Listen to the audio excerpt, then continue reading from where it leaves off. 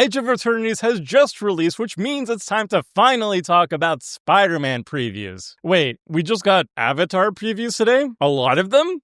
Whatever. Okay, so yeah, for some reason, we're getting a lot of Avatar previews today. We got a lot of the main set already revealed, and Seth is covering them over on the main channel. You can find all the previews, by the way, at mtgpreviews.com. But over here, we're going to be talking about the 4 cards that were previewed that are non-standard legal. These are Jumpstart cards. You're going to find them in Jumpstart packs. I believe they're called Avatar Eternal. So these are cards that are basically for Commander, essentially. You can play them in Jumpstart, but they're not standard legal. There's only 4 of them, so this video is going to be kind of brief. And we're going to look at them and talk about them a little bit. So first card is Aang, Airbending Master. It's a 5-mana white legendary creature human avatar ally. It's a 4/4, and when it enters, airbend another target creature. So we found out what airbending is.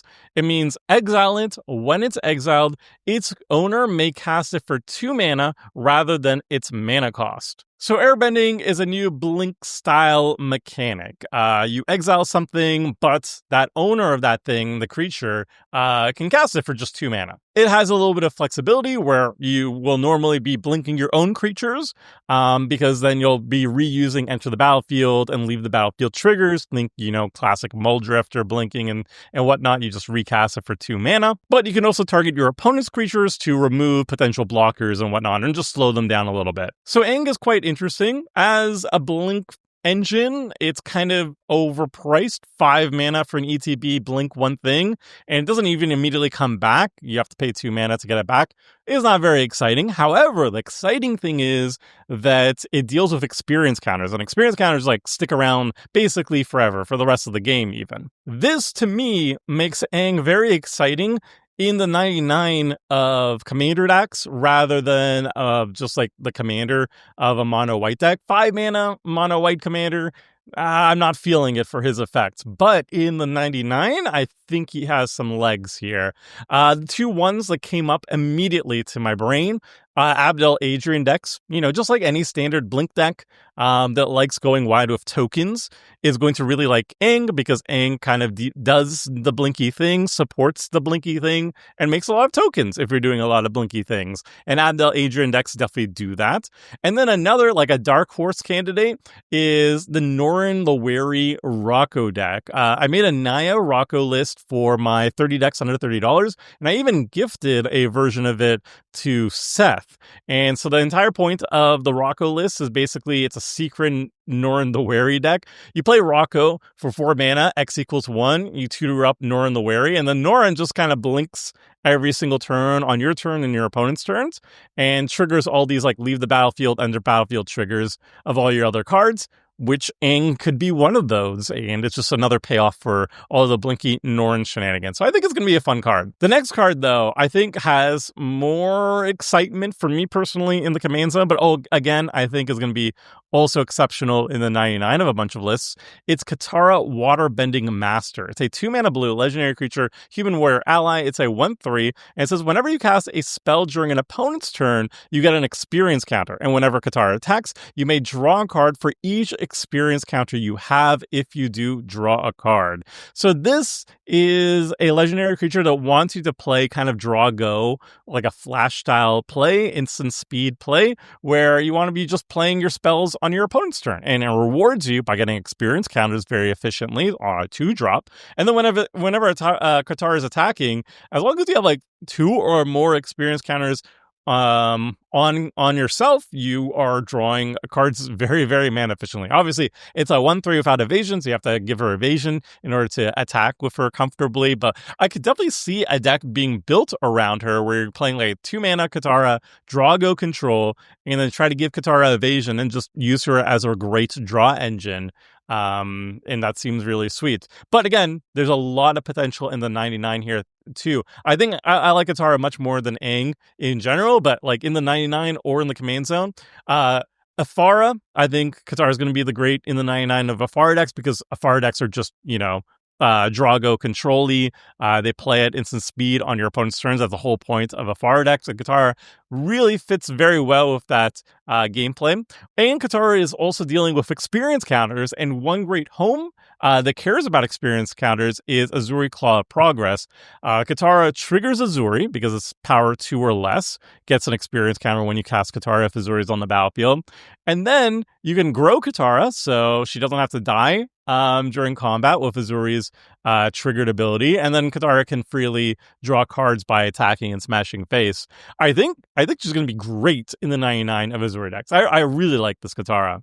The next card is Fire Lord Ozai. This is a 4-mana black creature. However, its color identity is Rakdos because it has a red pip in its rules text, which adds red to its color. It's a 4/4 legendary creature human noble. It says whenever Fire Lord Ozai attacks, you may sacrifice another creature. If you do, add an amount of red equal to the sacrificed creature's power until end of combat. You don't lose this mana as steps end, and you can pay 6 mana for this activated ability. Exile the top card of each opponent's library until end of turn. You may play one of those cards without paying its mana cost. So Fire Lord Ozai is like an aggressive sacrifice aristocrat-y deck where you want to sacrifice a really, really big creature. You make a bunch of mana, and then you could just spend that mana on his activated ability, right? If you sacrifice something that has 6 power, you can dump that mana immediately into Ozai's own ability. Exile cards off everybody's library, each opponent's library rather, and you could just choose the best one, cast it for free. Seems kind of neat. I think there are some cool cards you could build around. You could put Fire Lord Ozai in the command zone of like a Rakdos style deck. I'm immediately thinking like Revan decks will like this effect too. And then you just want to find like undercosted creatures that have really, really high power. For example, Bygone Colossus, you could warp him for 3 mana, immediately sacrifice it to Ozai when you attack, and then generate 9 red mana with it. And then you utilize at least 6 of that for his active ability, or use it other ways as well. I don't know. This commander seems okay. It's also an infinite mana outlet. Like if you generate infinite mana, you can just kill all your opponents by exiling their entire library. So that's another cool thing you could do with it as a combo finisher that you could put in the command zone. Otherwise, I'm not too impressed with this card, but let me know in the comment section what do you think about it. The final new card we got here is the Cabbage Merchant. And I think this is just the strongest out of all of it. Also the biggest meme potential. My cabbages! It's even in the quote. Amazing. It's a 3-mana green, a legendary creature human citizen. It's a 2/2, and it says whenever an opponent casts a non-creature spell, create a food token. So just as your opponents are playing the game of Magic, you're just being loaded up with free food tokens. Great.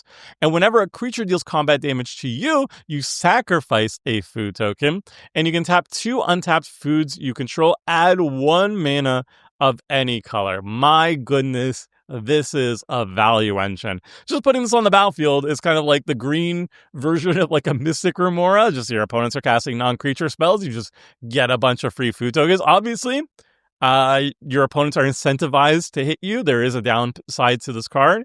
If you're being dealt damage, you have to sacrifice food tokens. That is the drawback on how powerful its food token generation is. But I mean, I think that's well worth it. You know, that's well worth the cost. And then you can also tap the foods for mana. It's an excellent card. It's an incredibly powerful card, even though it comes with a drawback. And I think the drawback is also incredibly flavorful. Like his cabbage cart gets knocked over and stuff. Very, very funny. I love this card.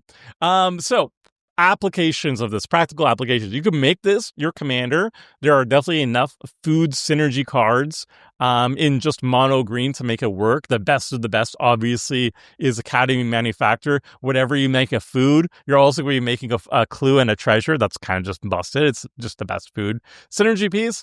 And then, obviously, the Cabbage Merchant just slides right into any food commander that has access to green. So like Samwise Gamgee is just an auto-include here, just a staple. Like even if you're getting threatened to lose a bunch of food tokens because people are about to hit you, you can just sacrifice the foods with Sam and just return historic cards from your graveyard instead.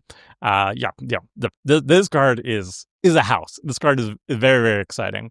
The final non-standard cards they revealed are these just reprints with new arts. I forget what they're called, but they're also like in the set Avatar Eternal.